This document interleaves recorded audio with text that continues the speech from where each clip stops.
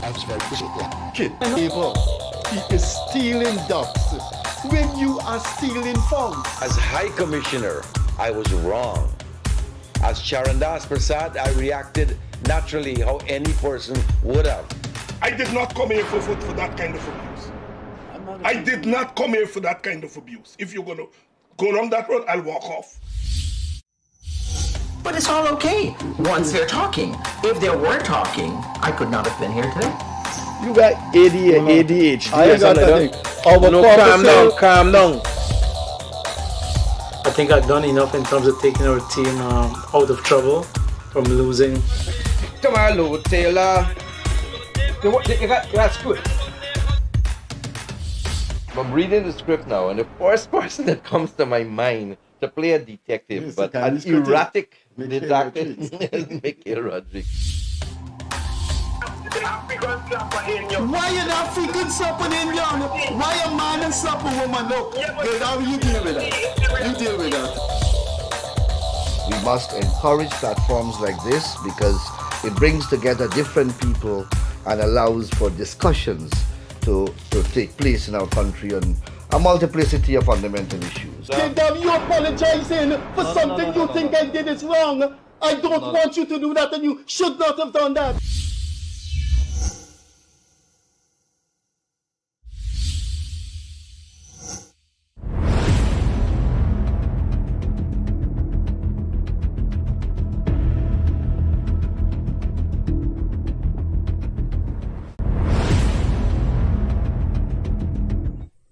Welcome to the Gildarie Freddie Kissoon show.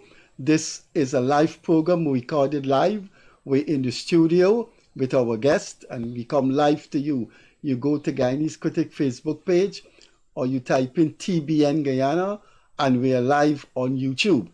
We come to you Mondays, Wednesdays and Fridays at 8:30 p.m. Now, what is in print cannot be removed. What is in black and white cannot be removed. I did a column a few years ago in which I referred to my guest as one of the most beautiful women in the world that I've seen. When I was speaking to her on the phone and arranging this interview, I told her that, and I will forward that column of the Assistant General Secretary for the then AFC. She and Mr. Craig came from the same village, and I met her at the wedding. At that time, she was not catapulted into national prominence. She hadn't entered politics as yet. But she's in politics. She is attorney at law for the past 20 years. But she is a senior member of parliament for the opposition People's National Congress, and she's the shadow minister for foreign affairs. Welcome to our guest, Amanza Walton-Desir. You will judge from yourself if the potency of my observation that this is indeed one of the most beautiful women in the world. My co-host, as usual, Leonard Gildarie, and I hand over to him and ask him what he thinks about my judgment. I could probably ask you whether there are any ulterior motives to that, but let me don't go there. I want to say good night to you folks, wherever you're joining us from. Good night, good morning. It's always a pleasure. Freddie, you don't know, but we have people from all over the world joining us, and I see people say for from St. Kitts and so on this program, and over the weekend I would have had somebody calling me till down from a place called Iceland, and says, we really hooked in, and that's a very good thing. It means that people are vested or have a vested interest in this country, and right about now, you should have a vested interest. Our very existence as a country, Guyana, that we know is in threat or under threat, and we have to fight tooth and nail to make sure that that status quo does not change. Our country must remain the way it is, and it's an upward trajectory.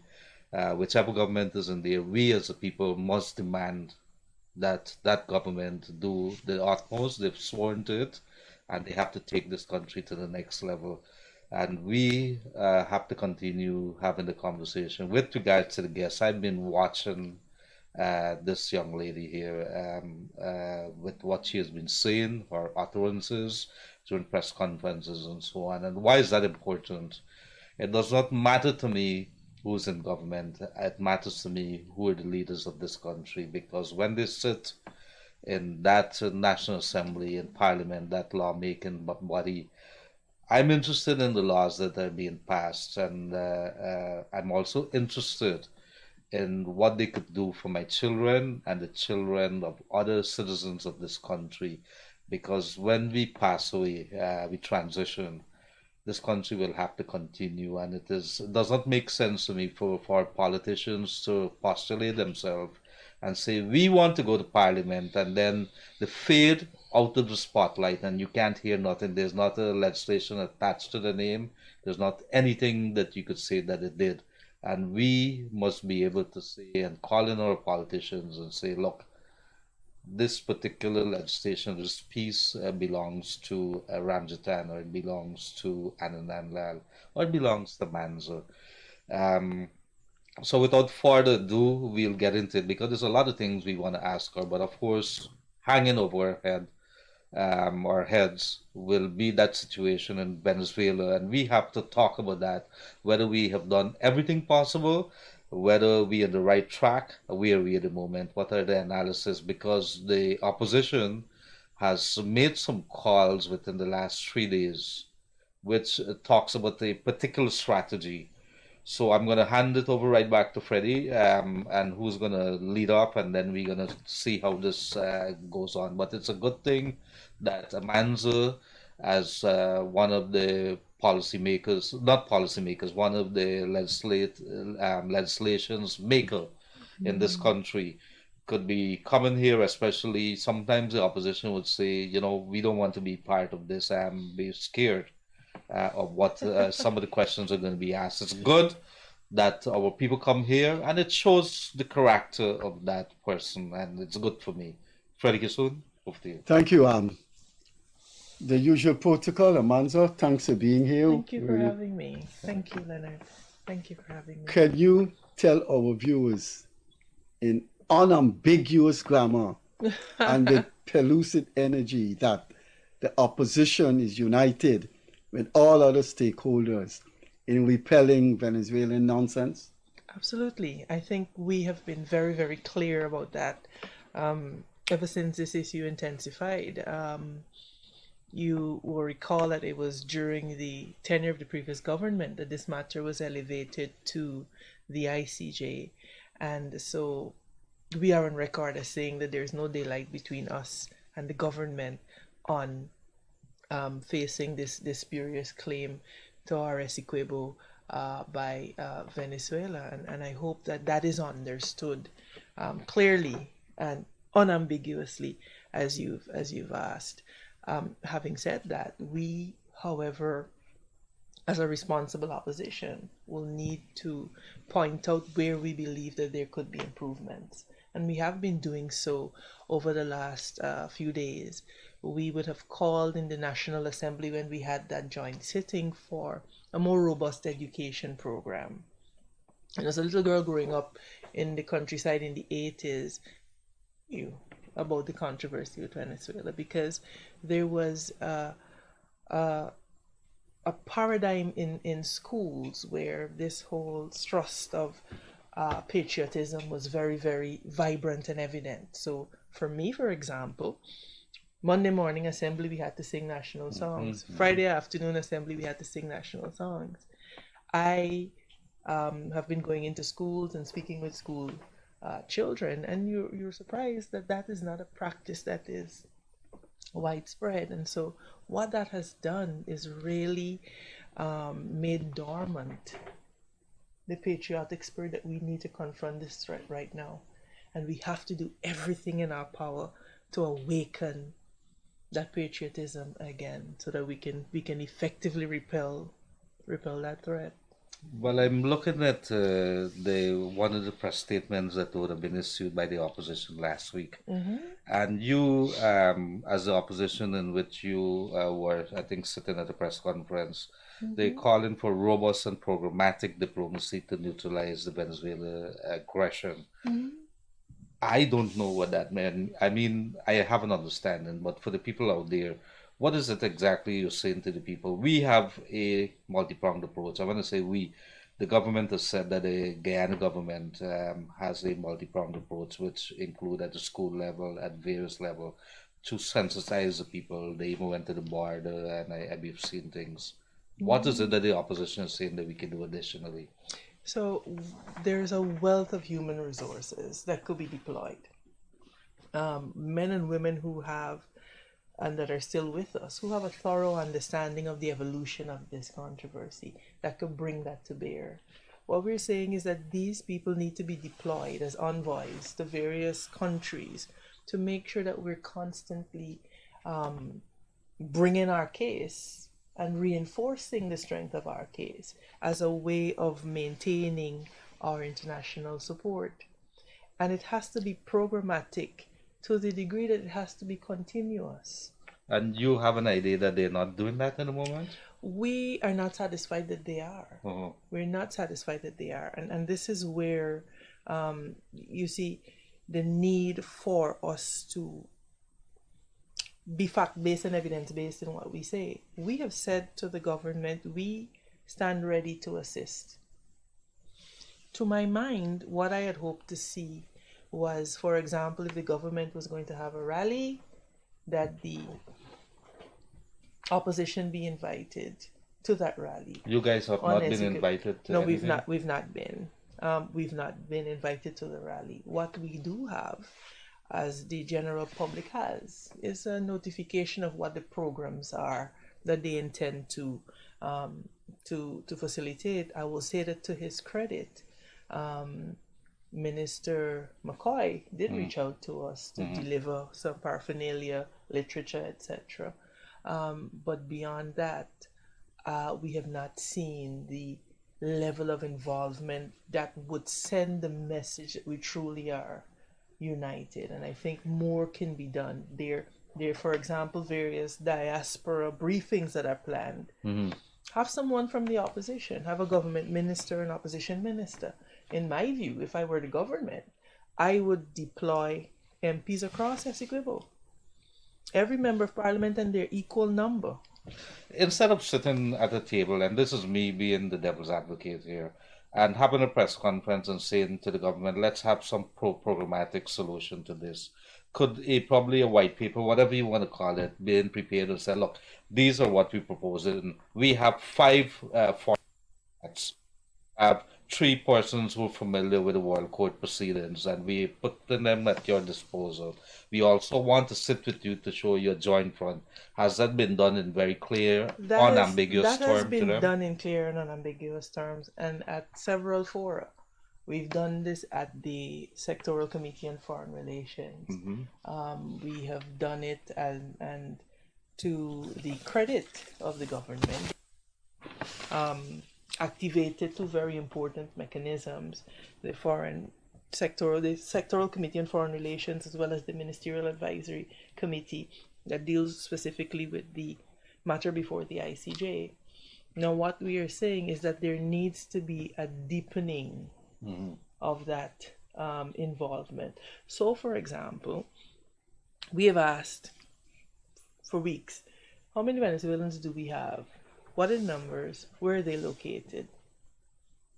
And I say that to say that as a responsible opposition, we cannot just go out there and parrot a message that we have no evidence to ground in facts. So if I'm going to say to the Guyanese people that there are 2,500 people here, I want to know that that is the case from the authorities. And we're not getting that type of information. And so it's very difficult to be as effective as we can be, given the fact that we do represent 49% of this population. Am I saying that it is not possible? It is entirely possible. We have managed to have a joint resolution from the National Assembly. We've managed to activate these two very important committees. I'm saying that now is time to go deeper and to really have us demonstrate to the people of Guyana when it matters most. We could put politics aside and rally for this country. So I'm going to say two things before Freddie does. Continue. I find it unacceptable, and this is from me as a citizen of this country, that the opposition leader cannot find it to pick up the phone and call the president and insist, and if the president refuses, to make that public. The second thing is, I find it also unacceptable that if you're saying it, if it is indeed truth, and we have the opposition, which you say 40-something% to represent the population in terms of the voting population there, and you're not using those resources, because when you look at Venezuela and based on what they're doing, their propaganda machine is very much in the air, and you cannot just insist that you use the government apparatus and the machinery that they have there to send this message out. It cannot work that way alone. You're coming up a country that's millions and millions of people who has the money probably to do it on that scale, and they have the people, and even the people in here. We would have seen Mangan stand up in front of the Pegasus Hotel with his camera, a Venezuelan, in our country, talking about this country belongs to Venezuela, in our country. But they have their propaganda machine out. But I find it unacceptable on those two fronts. One, that the opposition can't insist, and if he doesn't get through, to make it public, because we're at the 11th hour now. Freddie Kissoon?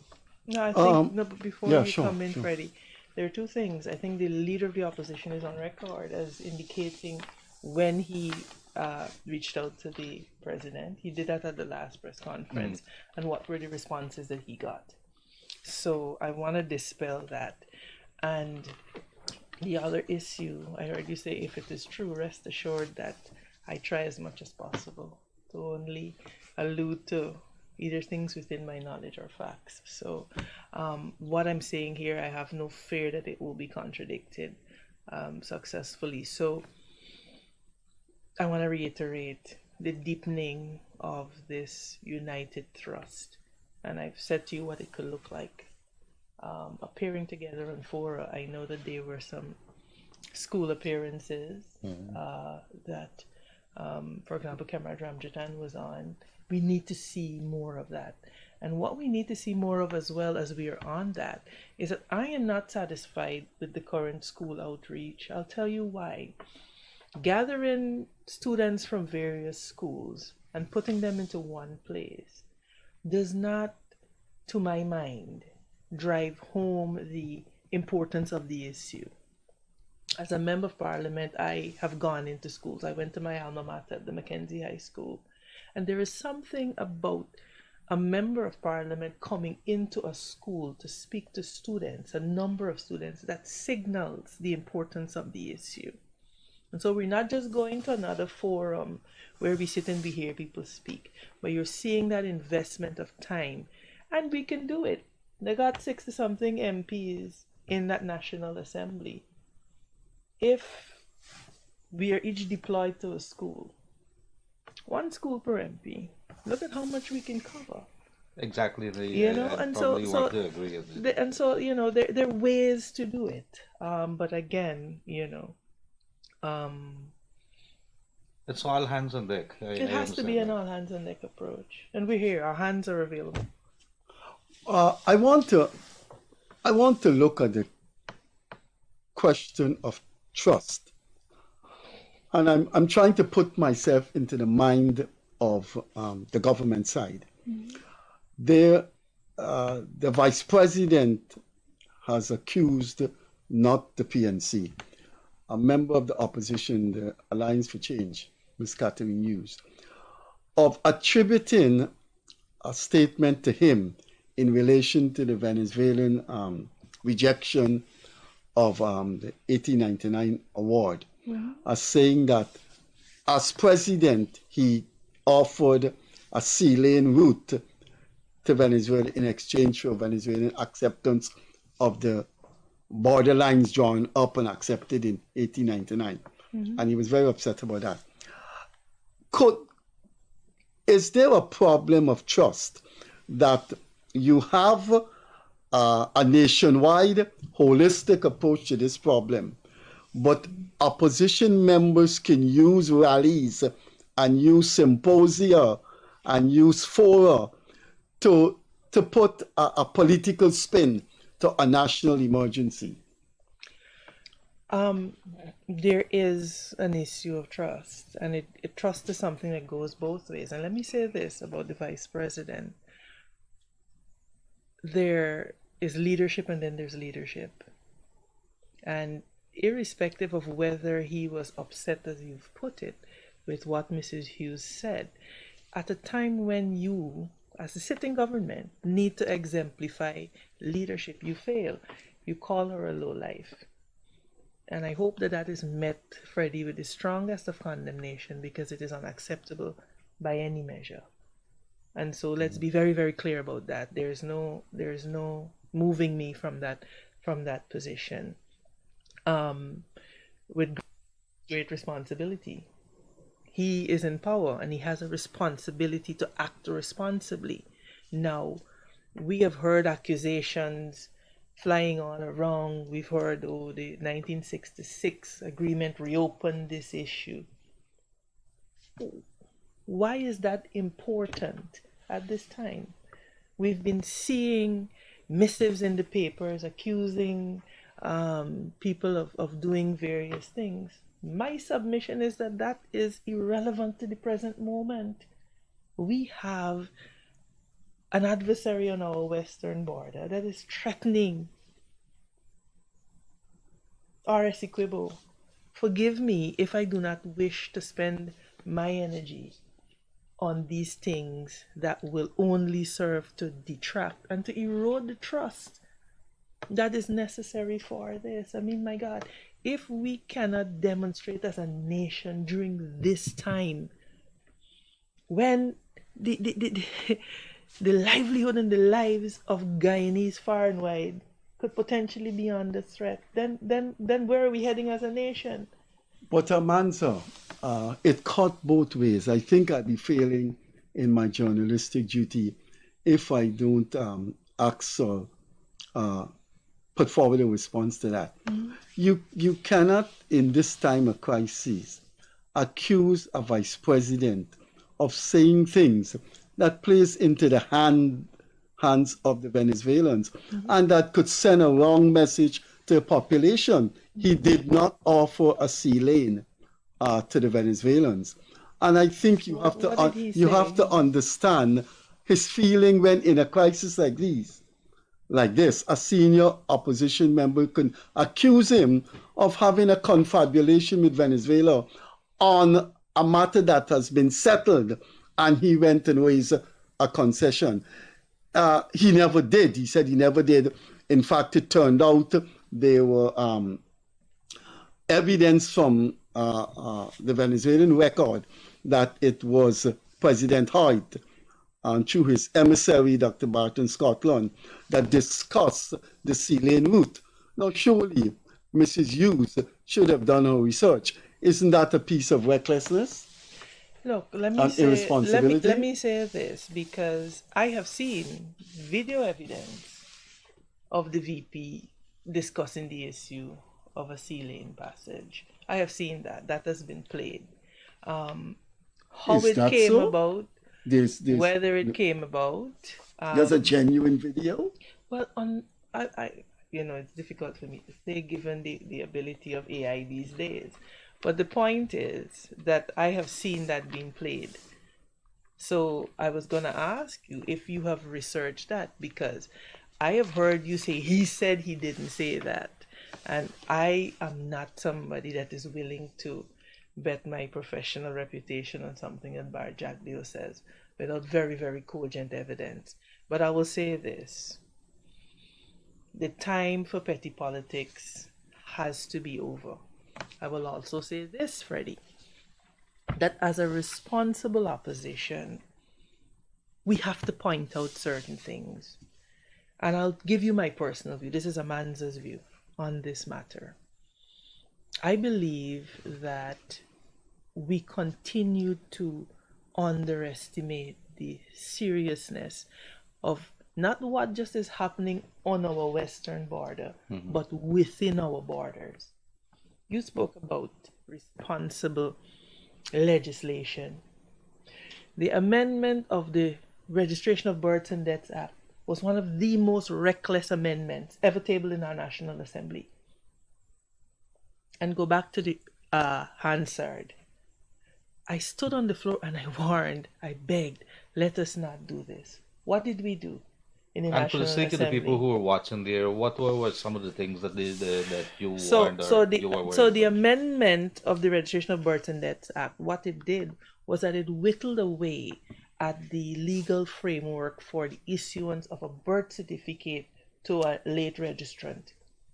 So if I am a Guyanese female of age, my birth was never registered for some reason or the other, there were, prior to the amendment, some very cogent pieces of evidence that you had to adduce.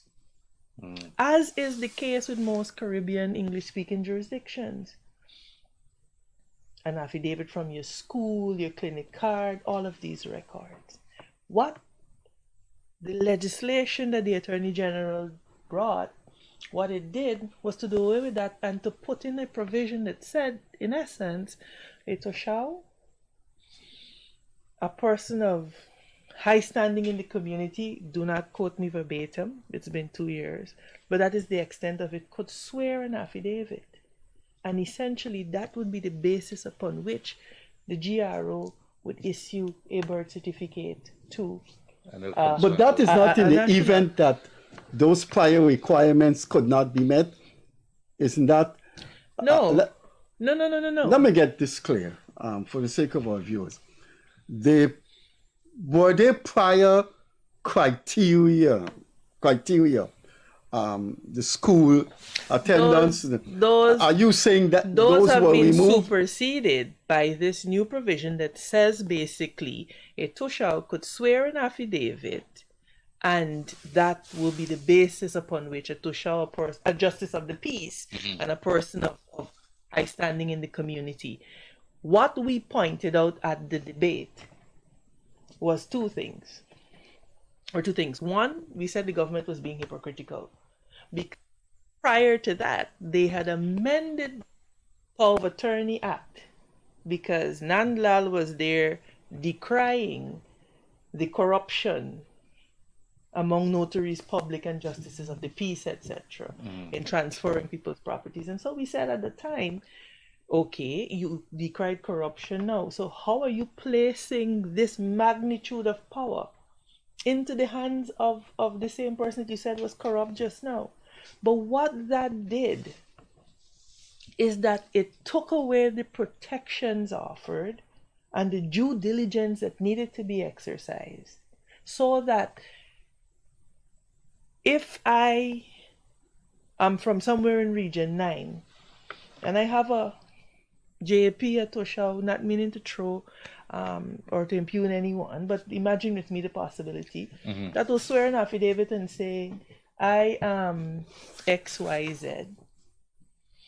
I was born here, my mother was here, and whatever. And on that basis, I am issued, I am a late registrant and could then have a birth certificate. How is, sorry. No, hold on. Because you see, we made these points on the floor of the National Assembly, and up to now they have not been refuted. And what we are aware has been happening is that this law is being used to grant people who may not necessarily be entitled to Guyanese citizenship. And we want to be clear about something. We know that there are Guyanese who migrated to Venezuela in the 80s, 90s, 2000s. So from the 70s, they've been doing that. Now, by virtue of our laws, they're entitled to what you're saying there, Epi, is that you believe, or let me ask you directly: is there evidence that the system that was put there, or the laws that was that this weak law that was introduced, it has been abused and Absolutely. that people has been leaked in? Do you have numbers? We have no. So this is let me come to tell you this. We have We hear it all the time in the communities because we are out there. As members of the National Assembly, what we have at our disposal are a number of mechanisms to interrogate. So we ask, I have written questions. I wrote questions up to a few months ago. I see that they've made it onto the order paper, but I'm yet to receive answers to let us know how many of these certificates have been issued pursuant to this law. So there's two ways to look at it, and I'm interested if I'm hearing something like that. And of course, we know the security implications of that because you allowing people to come in.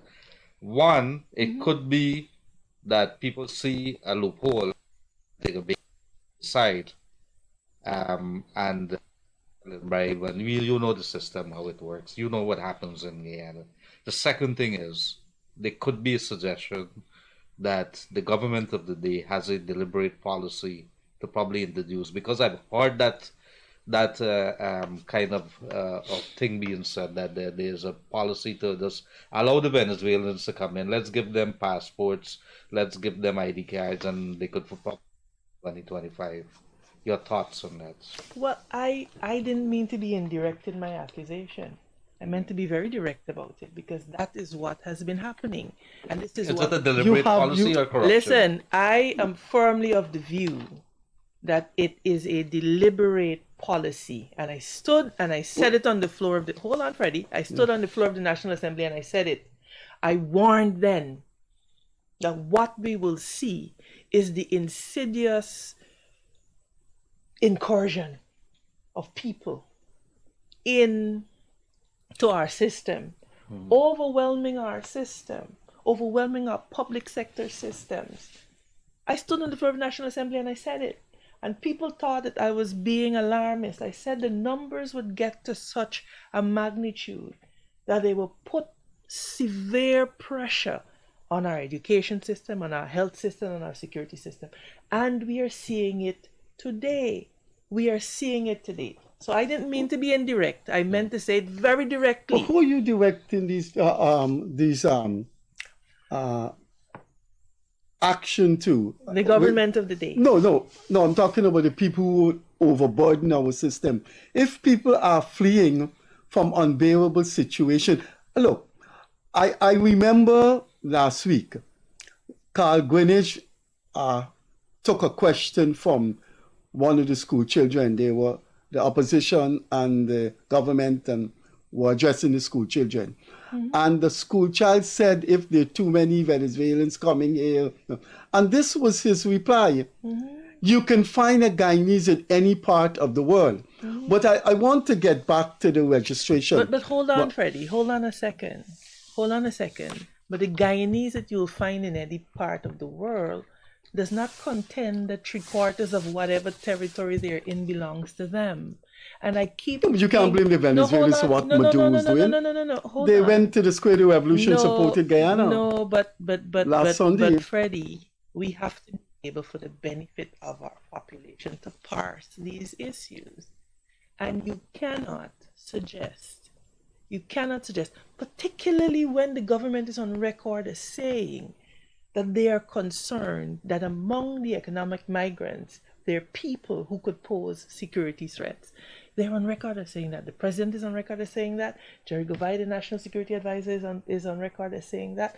And what are we supposed to do with that information? Pretend like it does not exist? We cannot. We, and I want to be very clear, we have a duty based on international conventions that we are a part of to treat people with human dignity and respect. We also have a duty to Guyanese. We also have a duty, and I want this government has to demonstrate in a far more tangible manner their concern with preserving our citizens. I want to make one other point. You referenced a young man that was in front of the Pegasus.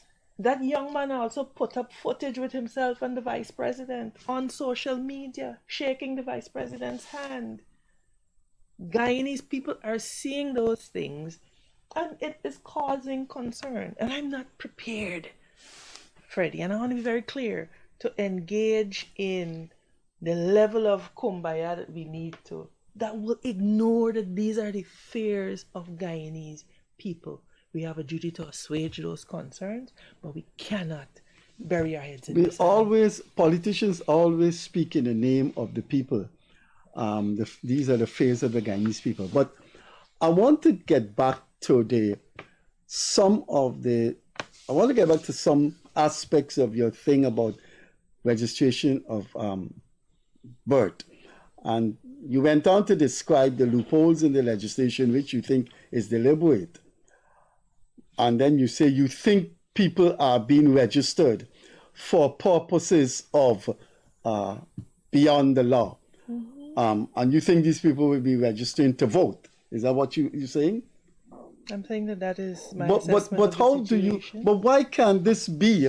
Why can't these registration of people be done that will favor the PNC? How do you know if people are not going to vote for the PNC? My concern is not who it favors. Why do you think they're going to vote for? No. You see, my concern is not who it favors. My concern is that for every document that you issue to somebody saying that they're Guyanese, that they're not entitled to be, is doing something to somebody who's rightfully registered as a Guyanese citizen.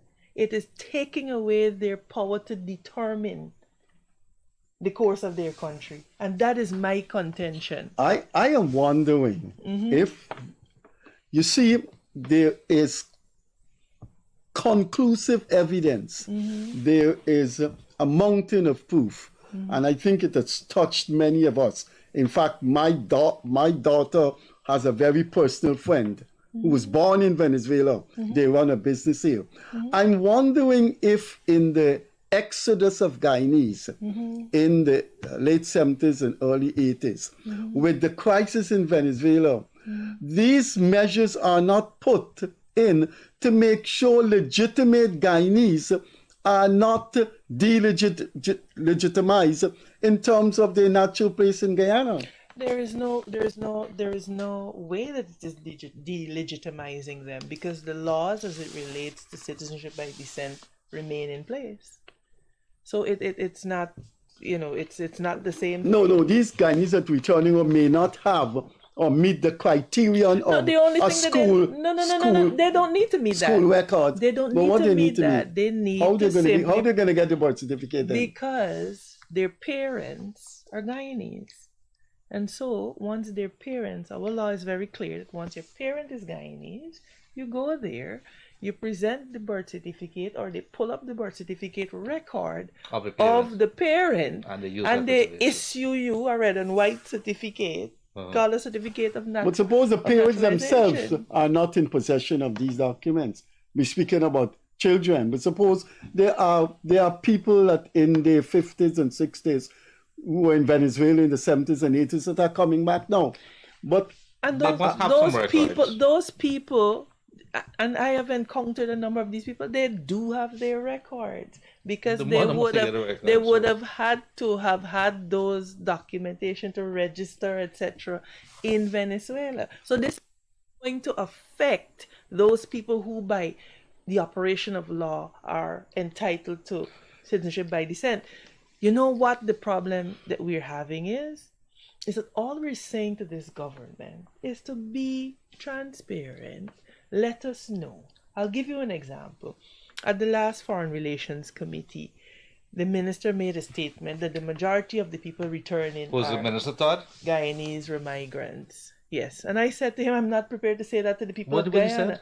The majority of people coming back home are people of Guyanese parentage who are entitled. I said, I'm not prepared to say that to the people of Guyana, because you have not satisfied me that this is so. And I further asked, and I've written to him, and Minister Todd, if you're watching, I'm awaiting a response to my letter, because I've written to him asking him, as is the power that is resident in that sectoral committee, to bring before the National Assembly the General Registrar's Office, the Immigration Office, because he said to me, go to Immigration and find the information. Well, that committee has the power to call any officer for them to adduce and to satisfy the parliament that this is indeed so. So I've written asking for those people to appear before the committee so that I can then go and definitively say, Freddie, there are 5,000 Venezuelans here, 3,000 of them are entitled to citizenship by virtue of their parentage, etc. Outside of that being presented to me, I'm not prepared to tell the people of Guyana that. I hear I like this conversation. Why? Because Freddie and I would have clashed in the past over this. He has his thoughts as to how this process is supposed to be. We have international conventions that we've signed on to as a country, and then there are our own laws when it comes to by parentage or by descent. And you, despite the fact that you went to Venezuela, how many years back you come back? In no country in this part of the world, Freddie, while every country will accept because of humanitarian conditions, no part of this world that you automatically goes in and it's a walk in the park that you should be able to get the citizenship and anything. There's a process. You go to America, you have to go through the whole immigration and the embassy. You go get the green card. The green card take a couple of years before you could actually get your passport. And only when you get that passport, then it becomes automatic for you to be able to. Okay. So no, but all we just saying is that, is it a legitimate question that is being asked? Because now the boat gonna falls already. No, now. it's not. I think we have solved. You've asked that question several times, and it has been answered by many of the guests on this program who either part of the government or have something to do with it. And I could remember you raising that question, and it has no basis, and it's kind of disrespectful to state officials. So what? To ask what? Not to ask. You're not, telling people the wrong thing, Let me finish. Okay. I think you said that no other country allows people to go in and they can just claim citizenship. And you're implying that happens here. And people have cleared that up, that does not happen here. It's a piece of propaganda and exaggeration. And I think how you know the Freddie Kissoon? You and I know what happens at every GR. What used to happen at GRO. We know about work permits. We know about what happened to the Haitians and the Cubans. You want to go down? No, I want to go down that line. I want to go down both. Because you have just juxtaposed Guyana with the rest of the world. I would like to inform you that the Prime Minister, one of the most popular government leaders in the world, the Prime Minister of Barbados, said that they speak about corruption in third world countries, and there's massive corruption in the people who always raise about corruption in third world countries. I think I resent this thing about people coming in here and they can get citizenship here, and they can get... People go through a serious... People, Venezuela. Who told you that, Freddie Kissoon? That's what you know. No, Okay. I don't want. But how you know that? But how do you know? Good lady. But how do you know what you just said? That in no other country people could go in and get that. Freddie How do Kissoon, you this know is that? Guyana. Everybody knows what goes on. Hold on. No. Gentlemen. So you don't know what goes on. Go you ahead, don't know go what ahead. goes on in other countries. Gentlemen. You know a senator How is has it been relevant? charged. You know what's the relevance? Because you started it by saying in no other talking about country. what happens in this you country. started it by saying no. What happened? Amanza, go ahead. The floor is Gentlemen, yours. let's not. No, but hold on, Freddie. Let's no, not. I want to get back to you. Let's not fuss about it. There's some fallacies in your argument, Freddie, that I have to point out. One, Let me hear. you cannot, because there is corruption elsewhere, refuse to countenance that there is corruption here. No, because I didn't say the that. People. He said you inferred it. He said you can't do that in any other country. Let me put it this way. Sitting here listening to you, that is the impression I got. I'm glad that you were saying that you're not saying that. The other issue is that you appear to have a situation where if the government says to you this is gospel, it appears to be gospel. That is how you come across. And I want to say to you that as a responsible journalist, your first duty is not to the government, people that you inform. It behooves you to do the levels of interrogation necessary to make sure that the people that you are defending are worthy of a defense. No, but now hold on, Freddie. Let me make the point. Leonard makes an important point. You gotta be blind not to see and deaf not to hear the levels of corruption that go on.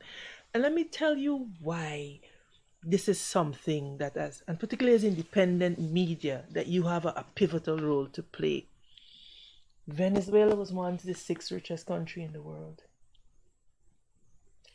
Corruption, and of course government policies that people didn't agree with, etc. But corruption played a massive role in the decline of Venezuela. And so for me, the overarching view that I have is that it's a cautionary tale. Because there, but for the grace of God, unless we do things differently now, another 20 years it could be our children dealing with a collapsed economy because we squandered what we had. Ghana was listed as the fastest growing economy as we have been. And look at the state of their economy now. And so what I want to say to us, gentlemen, is that people like you, Freddie, and people like you, Leonard, have an important role to play in terms of bringing objective information. And Freddie, you denying... No, but you're assuming... You denying that the corruption don't exist does not mean that it doesn't exist. Leonard is absolutely... I have to agree with Leonard on this. Well, we know what goes on. I'm not saying that the government, I'm not saying that the government is corrupt. Look, there's an apparatus that operates under the government. There's structures under the government. It doesn't mean that I'm saying that the Finale or Jagdeo is corrupt. I'm just making it the system. Everybody knows you got to be dealing. You got to be in business and understand what's happening there. Hear what I'm saying. I am saying that you are describing a definitive situation, and on the same breath, you are rejecting my denial of that, and it end up with you saying what I know is gospel. Now let me go back to Amanza and this Amanza and this thing about objectivity. Now, I said to you that I think it was irresponsible for Miss Catherine Hughes to accuse the Vice President of saying something that is injurious to Guyana security. And you turned to me and said, look, I saw a video in which it can be confirmed that he was talking about offering a sea lane to Venezuela. Where do we stand with that? You saying you saw that. He's saying, tell me what you think I should do. You should go and ascertain if there's a video. No, seriously. That is what you need to do. You've ascertained that there was a video. I was scrolling through social media and I've seen this. Social media? Yes, absolutely. Do you know what AI could do on social media? Listen, and I'm glad you raised that, because we're coming into an elections where AI, and this is an aside, will play a role. And this is why, Freddie, people like yourself have this overriding obligation to make sure that you don't only parrot one side, but you bring facts to the people and allow them to decide. So you should go do your research and verify whether that video exists or not. For me, like I said, I do not... But you have to do the same. You don't think as a shadow foreign minister, you have to do the same. Remember, they can more listen to you than me. I'll tell you what I have to do as a shadow foreign minister in this, to aid this country. Going down and approving and fending with Jagdeo about who says what does not help my country in any way, shape, or form. And that is my decision as to where I put my energy. And I prefer to do what I've been doing. Going into schools and telling our young people about what's happening, getting on the media whenever we can and saying to our people that this is what is happening, giving them the background to this conflict, helping them to understand what our case before the ICJ is about. That is where I could be most useful and beneficial, and that is where I choose to focus respectfully. I raised those issues with immigration. I wanted to come out there because we have a situation where the dog is nipping at our heels on the western borders, and we have a situation where we have thousands of Venezuelans in the country. We also have a situation where Venezuela, within a couple of days, is going to that referendum. Do we know what happens after December the 3rd? Could we hazard some guesses? I don't know, but these are the kind of questions that I would like to see on the table. But there's several, how you say it, several subplots that is coming out of the story here that I don't know.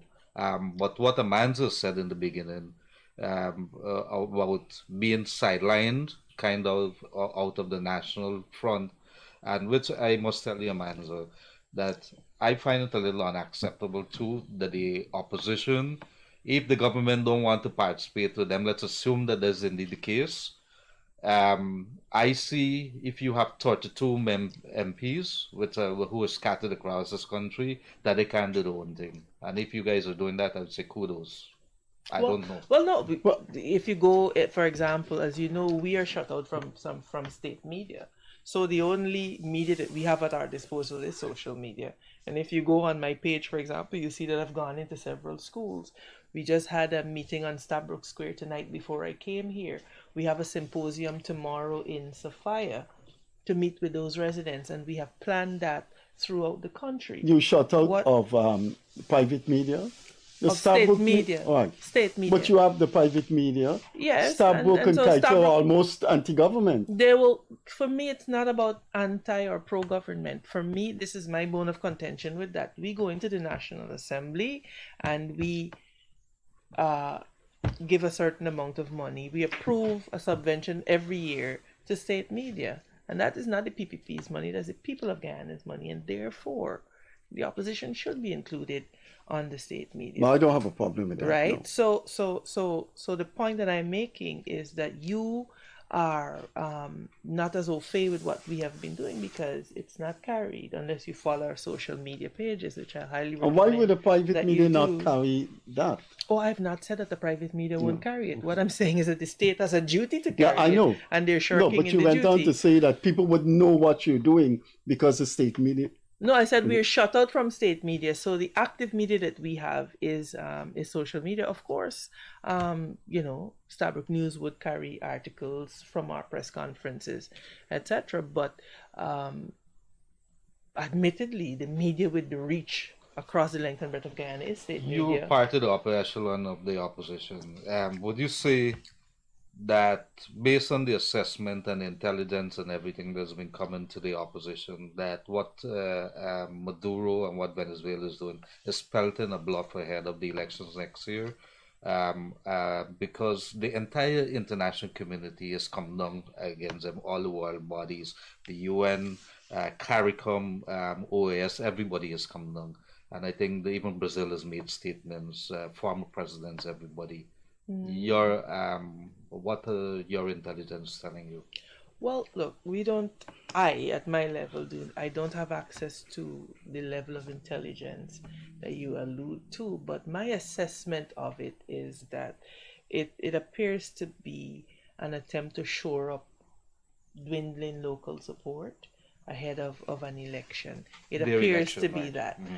I'll say this though, and I made this point in my address to the National Assembly, that because we are living in a time where, things that we thought were sacrosanct are now very temporal, to my mind, as a nation, we cannot just assume and relax there. We have to continue to be vigilant. There must not be an address that we make to the international community that does not reiterate our rightful claim and that Essequibo rightfully belongs to us. There must never be a place that a Guyanese diplomat speaks that does not reiterate that to the international community.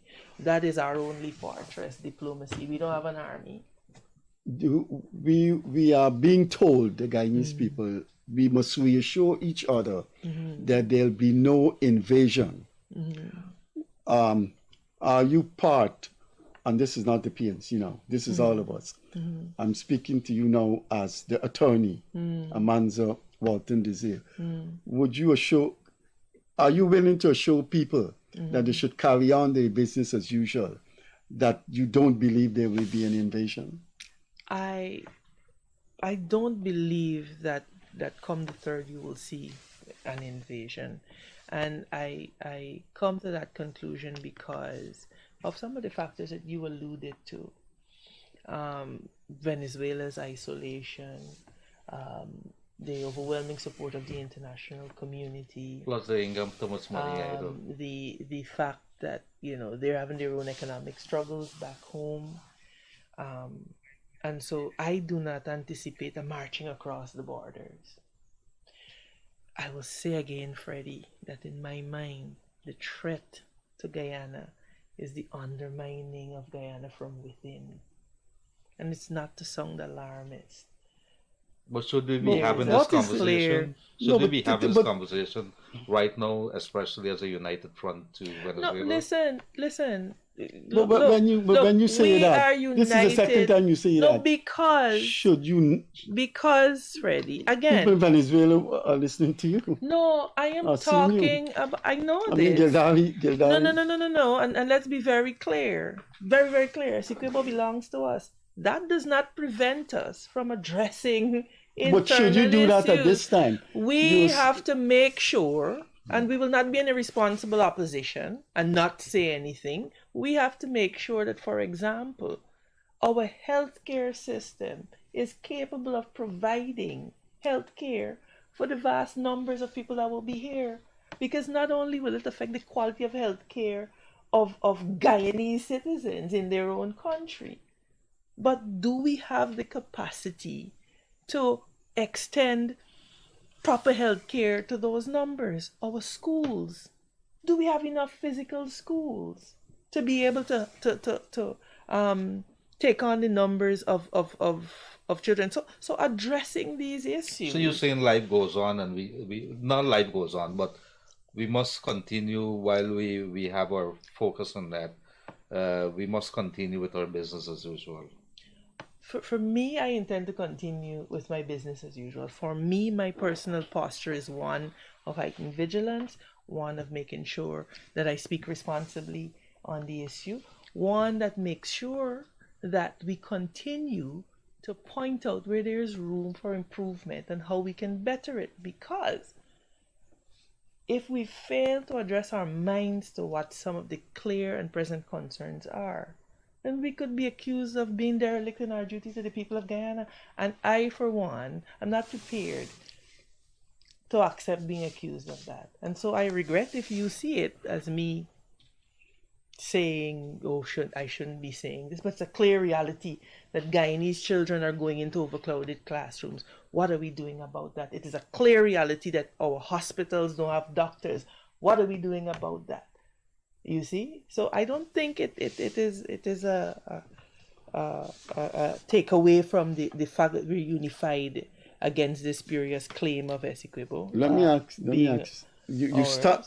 Sorry. No, please. You started this conversation with us by saying that you believe that there isn't a reach on the government part to the opposition. A sufficient Right, reach. and Gildarie chimed in, if I may, summarizing correctly, saying, well, that doesn't remove your initiative.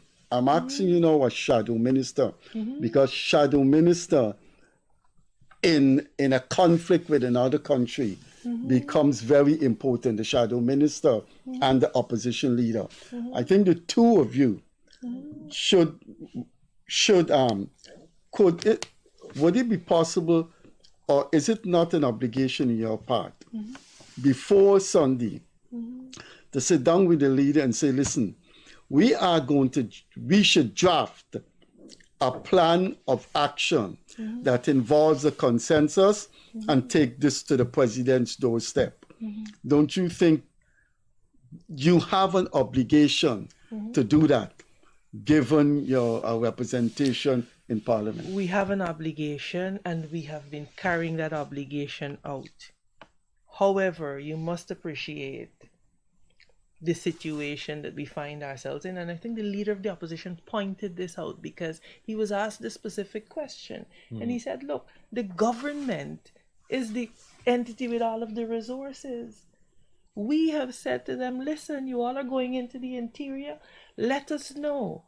We are willing to come with you. We are willing to stand with you. This is on record. We therefore, what do? Force them to accept it? So you have to understand, Freddie, that as the old people say, one hand can't clap. And so if we are saying, look, you're going out, let's go with you into the fields. Let's have a massive fan out. We recommended the education program that we're seeing the government unveiling now. We recommended the revision to some of the material that they had because they brought it. We said, look, this is too bulky for digestion. You have to find a way to break it down for the various publics.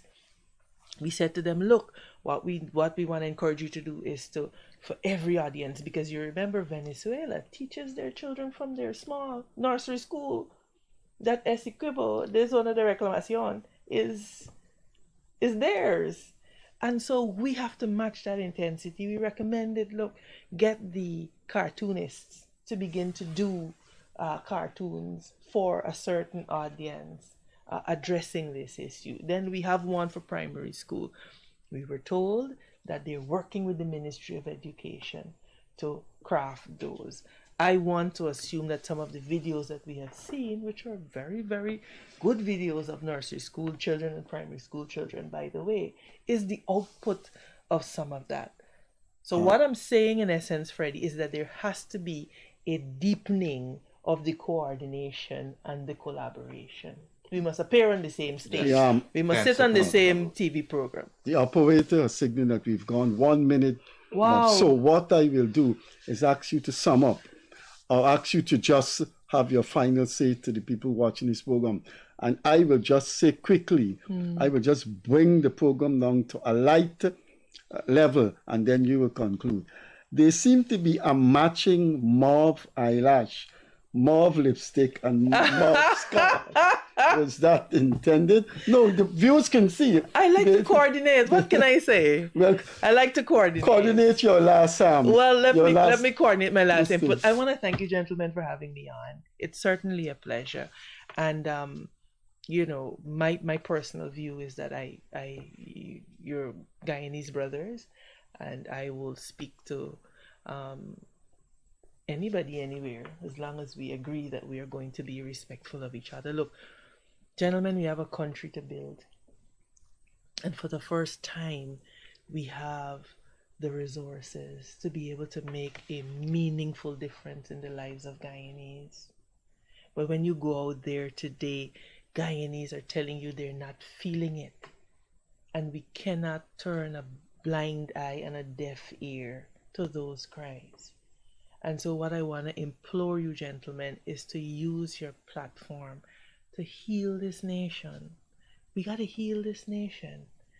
I think the Venezuela threat has shown us that we have a choice of living together as brothers or perishing as fools. And if we do not heed it, then we would have crafted our own fate, and it will not look positive. We have the opportunity to have every Guyanese man, woman, and child prosper. We don't have 1 million people in this country, and I don't think we've begun to wrap our minds around the amount of oil revenue and monies that'll come flooding into this economy. And so why does it have to be a case where I am happy to see my brother go without, or I'm happy to see my sister go without, and I don't feel convicted that I must speak up against it? We have the opportunity to create something great, and you guys have a role to play in it. And so I expect to see you do that. And let's build Guyana, man. I mean, let we can do it. Oh, can I extract two assurance from you that you will sit here and debate someone from the other side, if Minister said so? Will we get that assurance from you? On the issues, yeah, I have no difficulty. And secondly, the issue this evening was Venezuela because it was coming up. But we wouldn't let you escape in the coming months. Have you back here to talk about PNC politics? And where does Amanza Walton go? Amanza Walton-Desir go? politically. So we got two assurances. I can come back on that once the schedule permits Right. it, and once we, and you know, I am very clear about defining parameters of discourse, because I'm a believer in protocol. But definitely one of the young bright ones that has emerged, and I kind of like that, and her ability to grasp and to discuss and not be fearful is something that I like. Close. I am not asking a question. I'm taking You're making a liberty here. statement? I met a very, very top PNC person in Massey Supermarket, and he had something to say about the future leadership of the PNC that involves the lady sitting next to me. That's not a question. You were watching Shadow Minister in Parliament, Amanza Walton-Desir, attorney at law, and one of the leading PNC parliamentarians. Thanks for being with us. We will see you here on Wednesday when we continue with the threat to this lovely, peaceful nation called the Cooperative Republic of Guyana. See you Wednesday, and we'd like to thank the beautiful, I don't know if, given what the Americans say, you can, is it still allowed to call a woman beautiful? I'm sure it's still allowed. Given what the Americans say, I'm you sure can't it's still allowed. Okay. Okay, thanks for joining us. See you Wednesday. Bye-bye. You guys.